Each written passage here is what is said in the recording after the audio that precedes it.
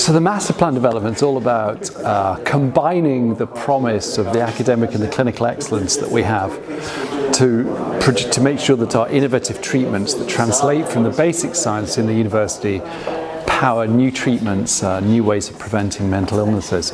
And the Warneford gives us a fantastic opportunity to do that because it's the site where we can bring together the research and the clinical care.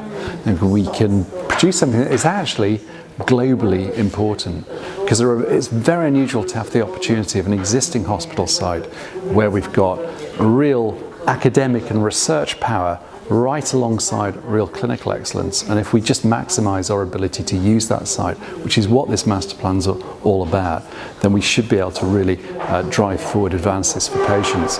And the advances aren't just going to be for patients in Oxford, though of course they will benefit the whole population hopefully as we get better ways of maintaining mental health and preventing dementia. The development of Warneford will probably also unlock the position of this site for producing transport and infrastructure benefits for the rest of Headington, all the way from the city centre up through Brooks, through South Parks, from here across the Churchill Hospital, the Old Road campus of the university, Knock, and the John Radcliffe Hospital, because it sits right in the middle of that position. And at the moment, because it's not open to those green corridors and pathways in and through the site, means that those sites, those new access points aren't actually able to be used. And one of the things we've been really careful to plan into the development is that we allow movement through the site. Of course, the key thing is it doesn't interfere with the clinical care that we're providing or with the research activity.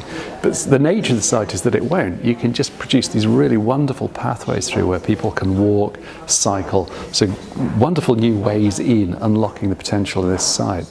And also maintaining the green nature of the site, so bringing the links between the meadow just over to the east of the site and also to South Parks and into the centre of town. So those green corridors are really a powerful part of this plan. Yeah, a real fundamental thing about any developments on the Headington site has to understand that, of course, it's within the city, it's within the ring road, and therefore we have to think really carefully and creatively about transport and infrastructure of getting people into it. But of course there are huge benefits from making it within the city because of the proximity of the rest of the hospitals, the university. So you create this concentrated powerhouse of activity which means that it can be completely integrated with the community and with the rest of the academic health campus. But it also creates these challenges for the infrastructure.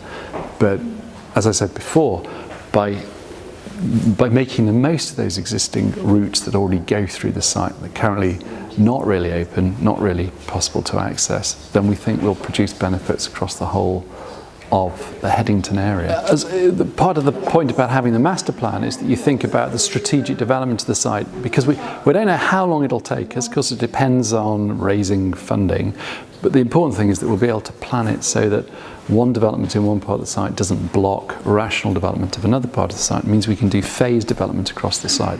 So at this point we've got the master plan for how we think it's going to work, unlock the site in terms of the connections and the integratedness with the rest of the community. But it won't lock down the site in a way. It'll keep it open for however long it takes to develop it. Now obviously we're hoping to do that pretty quickly, but it will depend on our ability to generate the funding that we need to do that.